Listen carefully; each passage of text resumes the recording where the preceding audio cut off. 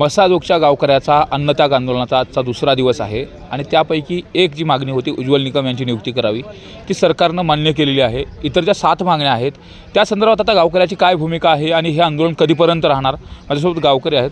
काय सांगाल, एक मागणी मान्य केली त्यासाठी एक दिवस अन्नत्याग आंदोलन करावं लागलं, आजचा दुसरा दिवस आहे।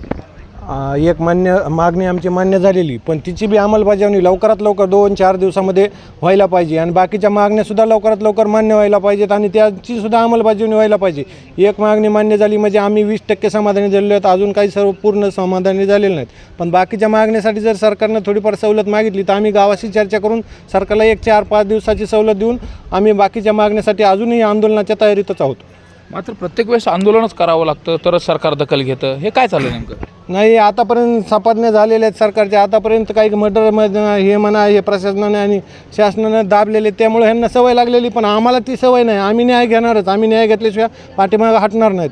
आजचं आंदोलन काय स्थगित करणार, नेमकं काय ठरलं गेलं तुमचा निर्णय? अजून आमचं आंदोलन स्थगित झालेलं नाही, आम्ही गावकऱ्याशी चर्चा करणार, बाकीच्या मागण्या मान्य केले तर ते बी स्थगित आहे। मागण्या मान्य करून त्याची अंमलबजावणी लवकरात लवकर करावी। मात्र हे एवढं मोठं तुमचं आंदोलन चालू, पण जरी ट्विटवरून मुख्यमंत्र्यांनी जाहीर केलं असलं तरीसुद्धा प्रत्यक्ष इथं कुठला वरिष्ठ अधिकारी आला का, जिल्हाधिकारी किंवा एखादं मंत्रिमंडळ स्तरावरचं एखादं शिष्टमंडळ किंवा एखादा त्यांचा प्रतिनिधी कोणी आला आहे का भेटायला? सगळ्याचे हात काळे झालेले आहेत, कोतवालापासून मंत्र्यापासून जिल्हाधिकारी। कालच एका जिल्हाधिकाऱ्याचं अटक वॉरंट निघलं, ते इथं कशाला येईल? त्याला आम्ही पकडून देतो ना, त्याला टाकतो जेलमध्ये, ते कशाला येता येईल? त्यामुळे आम्ही आमच्या न्यायासाठी मागतो, आमच्या न्याय कोणी मंत्र्यानं कुणीही मान्य करून लवकरात लवकर त्याची अंमलबजावणी करावी। मागण्यांची अंमलबजावणी झाली पाहिजे। काय सांगाल, उज्ज्वल निकम यांची नियुक्ती झाली, काय पहिली प्रतिक्रिया? चांगली गोष्ट उज्ज्वल निकमची नियुक्ती झाल्याबद्दल। आमची मागणी पहिल्यापासून आहे, फक्त मागणीला म्हणजे नियुक्तीला उशीर झाला। फक्त आमचं गावकऱ्याचं एकच म्हणणं की मागाच्या 2 महिन्यापासून नियुक्ती व्हायला पाहिजे होती। 2 महिन्यात नियुक्ती झाली असतं तर आतापासून तपासामध्ये जी काही त्रुटी असतात त्या त्रुटी भरून निघाल्या असत्या, पण आता जे झालं ते झालं आहे। आज झाले ते बी चांगली समाधानाची गोष्ट आहे त्या निकमची माहिती म्हणजे नियुक्तीपुरतं। पण बाकीच्या जे आमच्या 6 मागण्या आहेत, काही सगळ्यात महत्त्वाची मागणी म्हणलं तर राजेश पाटील आणि हे महाजन हे जे 2 जे पोलीस निरीक्षक आणि PI जे आहेत, ह्या दोघांची बडतर्फची कारवाई ह्यांच्यावर करण्यात यावी, कारण की ह्यांना ह्या कटामध्ये आरोपी कोणत्या चालीचे होते, त्यांची उग्रता काय होती, ह्यांना पूर्णपणे माहिती होतं आरोपीचं, म्हणजे आरोपीचं बॅकग्राऊंड। मग ह्यांना बॅकग्राऊंड माहीत असताना बी संतोष देशमुखला त्यांनी अलर्ट का दिलं नाही किंवा त्यांनी संतोष देशमुखला सावध का केलं नाही? का संतोष देशमुख काही आम आदमी माणूस नव्हता, एक गावचा सरपंच होता 15 वर्ष राहिलेला। मग ह्या पूर्णतः ह्या घटनेमध्ये पोलीस जेवढे आरोपी जबाबदार आहेत घटना करायला, तेवढे पोलीस प्रशासनमधले हे अधिकारी जबाबदार आहेत। मात्र मग या पोलिसाला कोण पाठीशी घालतंय का? ज्या पद्धतीने आपण बघतो की या अधिकाऱ्यावरती कारवाई होत नाही, ते अधिकारी परत केजला येऊन पोलीस स्टेशनमध्ये बसतात, कामकाज करत असताना पाहायला मिळतात। मग आमचं तेच म्हणणं नाही, ह्यांना कोण पाठीशी घालतं ह्याचा तपास SP साहेबांनी करावा। SP साहेबाच्या हातात नसेल तर SP साहेबांनी त्यांच्या वरिष्ठ अधिकाऱ्याला कळवावा किंवा मुख्यमंत्र्याला कळवा। ह्याच्यात सर्वस्वी जबाबदार गृहमंत्र्यांनी घेऊन ह्या 2 अधिकाऱ्याचे निलंबन करून ह्यांना बडतर्फ करावा आणि ह्यांना सहआरोपी करण्यात यावे। आता गावकरी हटणार नाही या मागण्याशिवाय? आम्ही आता संध्याकाळी आमची बैठक होणार आहे, 4 वाजता म्हणा किंवा दुपारून बैठक होणार आहे। या बैठकीमध्ये आम्ही ठरविणार आहेत की बाबा हे जी उज्ज्वल निकम साहेबाची मागणी केली मान्य झाली आमची, त्या मागणी संदर्भात बी आणि नंतर राहिलेल्या 6 मागणी संदर्भात बी आम्ही वरिष्ठ अधिकारी पोलीस अधिकारी इथं आहेत, अजून बी आमचे काही जे काही वरिष्ठ आहेत त्यांच्यावर चर्चा करणार आहेत आणि चर्चा करून आम्ही आंदोलन पुढे काही वेळ द्यायचा आहे का स्थगित नाही करायचं हे आमचा नंतर निर्णय ठरणार आहे। आपण पाहतो गावकऱ्यांच्या प्रतिक्रिया आहेत, काय सांगाल? आता कुठंतरी सरकारला अगोदर तुम्हाला आंदोलनाला बसावं लागलं आणि नंतर पुन्हा न्यायाची भूमिका घेतली गेली, हे नेमकी भूमिका कशा पद्धतीने चालू आहे? सरकारचे जे आता धोरण आहे कसं वाटतं? उशीर झाला आहे, नक्की दोषारोपपत्रामध्ये काहीतरी छेडछाड होण्याची शक्यता आहे। जर सरकारला नियुक्ती करायची होती तर सुरुवातीच्या काळातच नियुक्ती करू शकत होते ते, आणि सुरुवातीच्या काळात जर नियुक्ती झाली असती उज्ज्वल निकम साहेबाची तर चार्जशीटमध्ये कुठंतरी छेडछाड झाली नसती। शंका आहे कुठंतरी, आम्ही समाधानी नाहीत, आमच्या आणखी 6 मागण्या आहेत। सरकार कुठंतरी आम्हाला काहीतरी देतं आहे, हे दिलं आहे तुम्हाला, आता शांत राहा, आंदोलन मागं घ्या, पण आम्ही मागं सरकारणार नाहीत आणि आम्ही आमच्या पूर्ण मागण्या मागं हटणार नाहीत। आजचा जो आहे तो थोडा समाधानाचा विषय आहे, पण त्याला पण उशीर झाला आहे। आज संध्याकाळी आम्ही बैठक घेऊ, बैठकीमध्ये आमचा सगळ्यांचा गावकऱ्यांचं ठरल काय आहे ती, आणि त्यानंतर आम्ही सरकारला सांगू की आमचं आंदोलन थांबलं आहे किंवा चालू ठेवायचं आहे ती।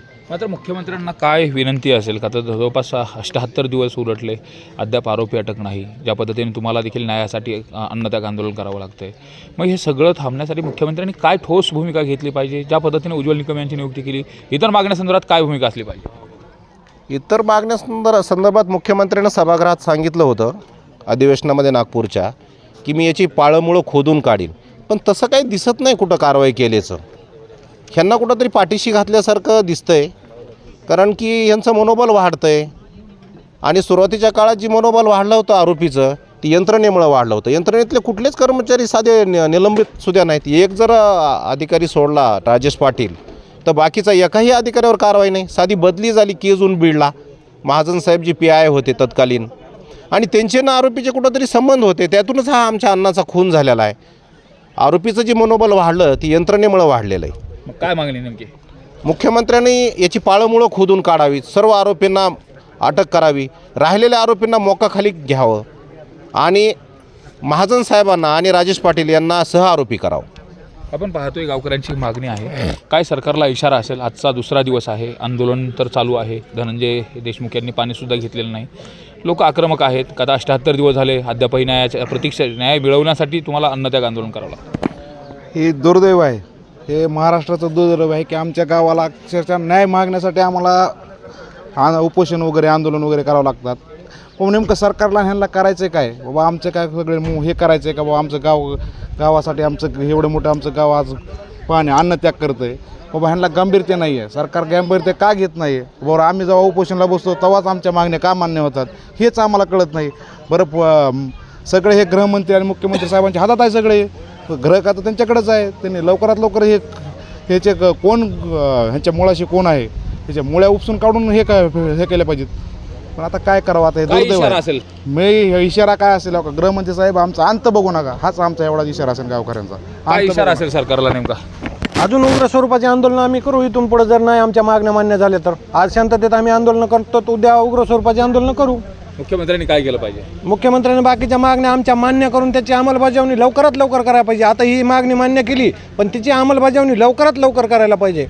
आपण पाहतोय मसाजोगचे गावकरी. बरं, आंदोलनाच्या संदर्भात काय ठरणार आणि कधी निर्णय ठरणार तुमचा नेमका? दुपारी 4च्या नंतर निर्णय ठरेल. आम्ही सर्व ग्रामस्थ एकत्र बसू आणि त्याच वेळेस आम्ही सगळे एकत्र बसून निर्णय घेऊ. दुपारी 4च्या नंतर किंवा 6 वाजतील. पण मागण्यासंदर्भात सरकार सकारात्मक आहे असं वाटतंय? नाही, थोडंफार आहे, एवढं नाही. कुठंतरी आंदोलनच करावं लागतंय, त्याच वेळेस एखादी मागणी पूर्ण करते सरकार. आपण पाहतोय मसाजोगचे गावकरी आहेत, आंदोलनावरती अद्यापही ठाम आहेत.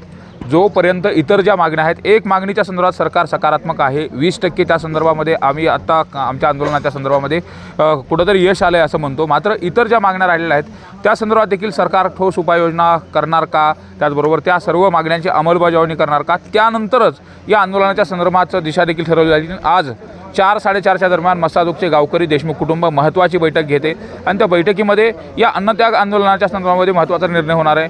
हे अन्नत्याग आंदोलन पुढं चालत राहणार की या ठिकाणी स्थगित केलं जाणार हे देखील पाहणं महत्त्वाचं आहे. मात्र कुठंतरी मसाजोगचे गावकरी आणि देशमुख कुटुंबाच्या अन्नत्याग आंदोलनाचा यश म्हणून उज्ज्वल निकम यांची नियुक्ती करण्यात आली. त्यानंतर आता मसाजोगचे गावकरी असतील, त्याचबरोबर देशमुख कुटुंब असेल, यांनी या संदर्भात थोडं जरी समाधान मानलं असलं तरी मात्र ज्या संपूर्ण मागण्या आहेत त्या जोपर्यंत ठोस उपाययोजना केली जात नाही, ठोस आश्वासन मिळत नाही, तोपर्यंत आंदोलन मागे न घेण्याचा निर्णय देखील मसाजोगच्या गावकऱ्यांनी घेतला आहे. सुरेश जाधव, न्यूज 18 लोकमत, बीड.